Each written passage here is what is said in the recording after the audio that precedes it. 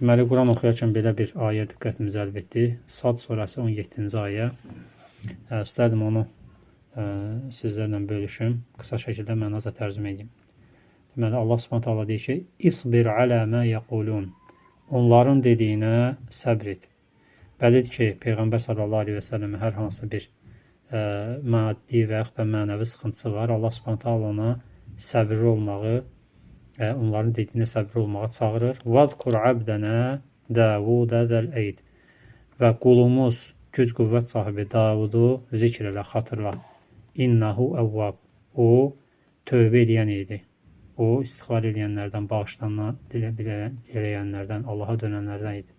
İstənilən maddi və mənəvi sıxıntısı olan müsəlmanların Allaha yönəlmələri, səbirli olmaları və Allaha istiğfar, tövbə ilə qayıtmalarıdır. Allah kömək olsun bütün müsəlmanlara.